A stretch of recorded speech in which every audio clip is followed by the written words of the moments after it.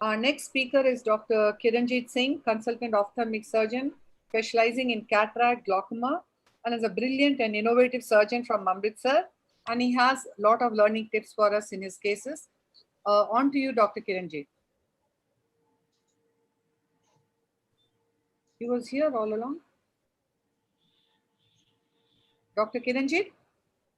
Yeah.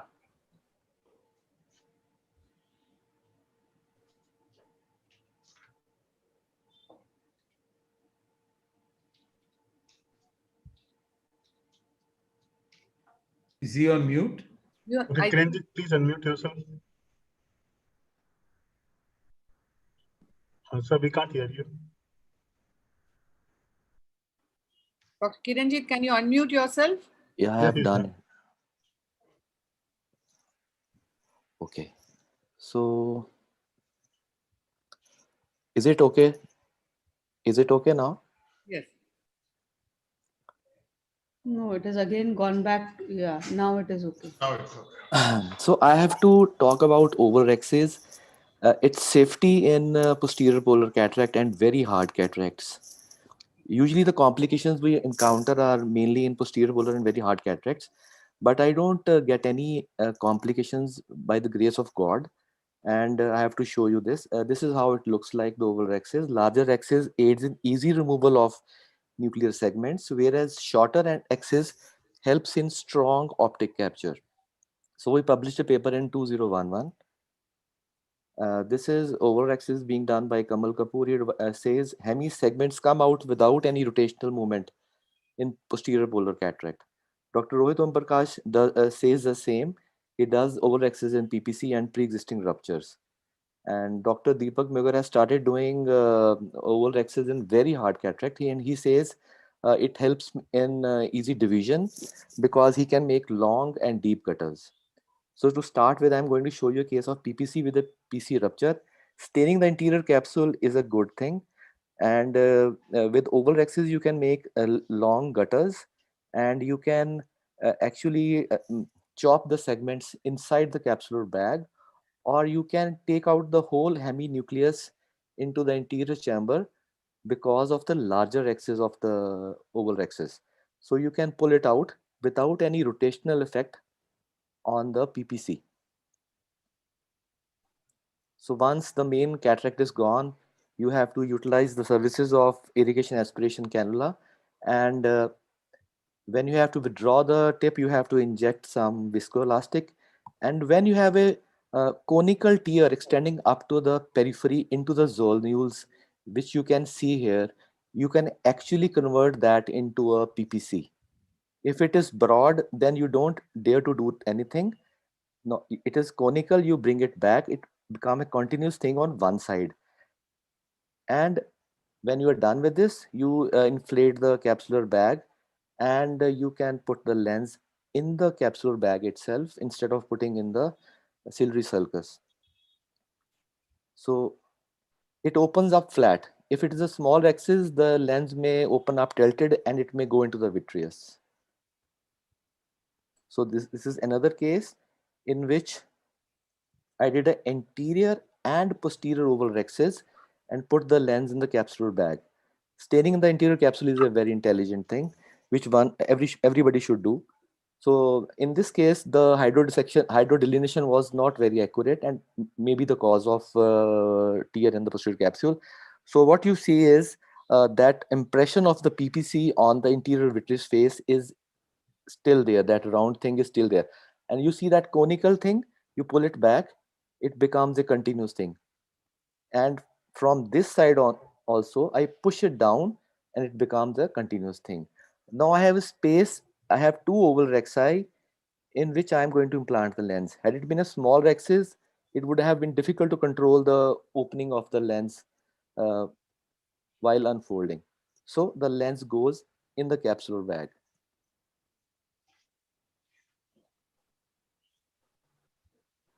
So coming on to a hard cataract, this is a 90-year-old man uh, with a grade 4 to 5 cataract. And when I do a oval rexes, it gives me a chance to make very long and deep cutters, which are very easy to break. And I am using a blunt needle because of I don't know what was the reason. My assistant gave me a blunt needle, but still I could manage cutting the nucleus. And you see, this point is very important. This Dr. Mahipal told me in 1996 while he was doing live surgery in Kanpur. He told me the cleavage line should cross the midline. That is very important. A single thread attached to the other side will not let you take out the now the segments are debulked, and the debulked segments are small. When you take them out, less chances of injuring the endothelium. And number two, keep the Sinskey hook or the chopper over the segments so that the endothelium is not injured.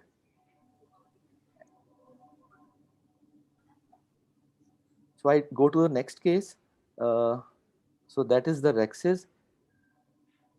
So it become grade 4 cataract behaves like a grade 2 cataract. So this is a movie just to show you that somebody may say that that narrow axis may cause cosmetic problems.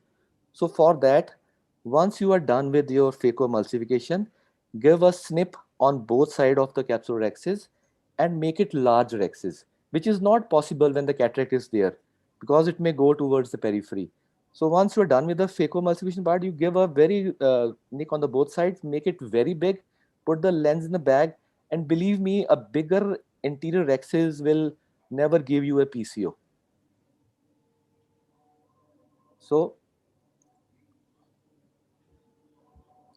the lens in the back.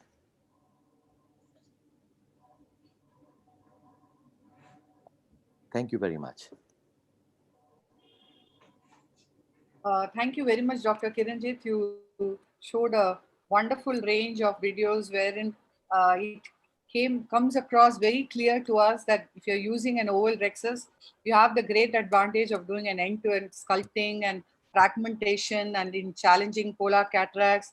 And also when you're doing a vitrectomy also, there's no great stretch, and the smaller diameter of that oval rhexis will allow an optic capture. So all these things came well across. Why is it you did not show the case of microcornea, which you... Oh, that is in my another video. I can show it. No. Okay. I felt that that would have evoked a lot of discussion, which was not being discussed here. Anyway, so I wanted the expert panel to give their thoughts in these different situations which you showed us. Sir, I have a question, sir. This oval rhexis for premium IULs long term is centering an issue. Have you had any study on that? No. If the patient needs a premium IOL, then I go with a round rhexis. I don't go for oval in every case. It is only in hard cataract and polar cataracts. Otherwise, I am. If a patient wants a EDOF lens or wants a panoptics kind of a lens or wants a, then what would you do? In a PPC, especially in a PPC. You do a central rhexis, circular rhexis. Yeah. Then I'll go for a central rhexis.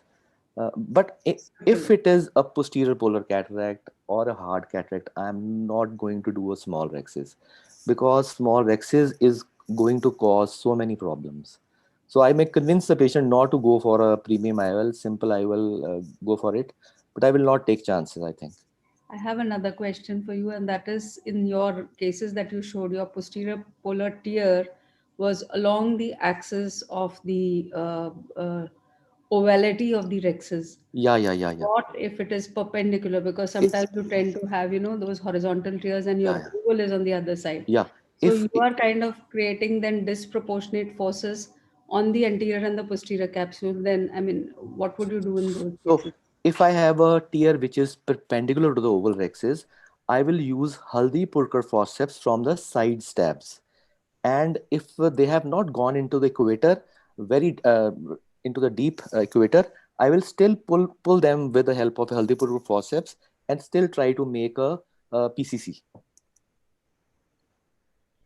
Just a point, Dr. Chitra. I think in the earlier video where you have got a PPC rupture, putting a single piece lens, and even here also, it's very important to note not all single piece lenses go in so smoothly as you have said. It could be the Rayner design or even the Technis, and we have seen the IQ.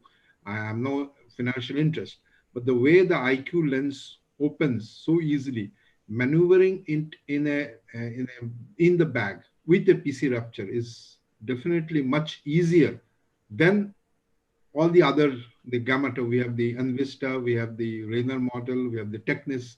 I have found it's easier, though I use all the design lens. But as he has said, that I think he has shown both the lenses were IQ lenses, where it opens up just like a baby, and then you can gradually manipulate it and put it in the remnant of the capsule and just half open bag. That's just a point to manage. It's not all single piece lenses that we can put in.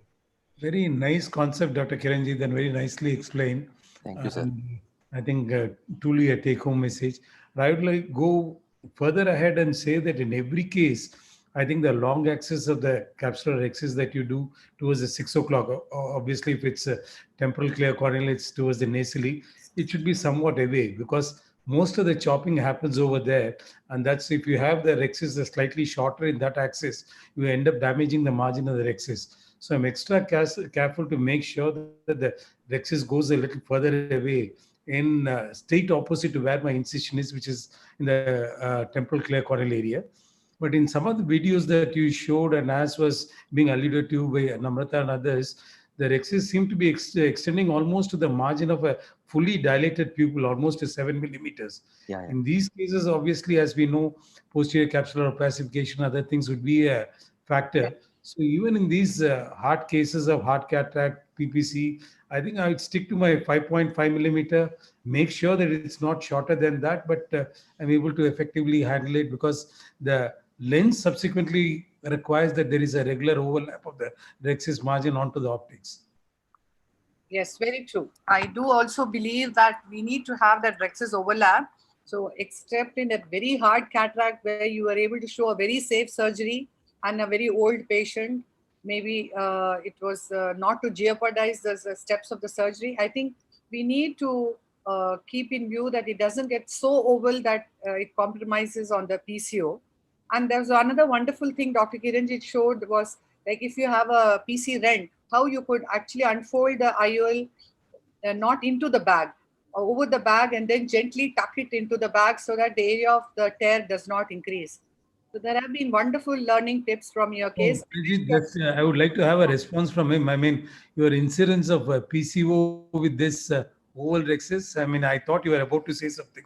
Oh, so the thing is, if you have a PPC with a rent, then you are not going to have a PCO also because there is no posterior capsule over there.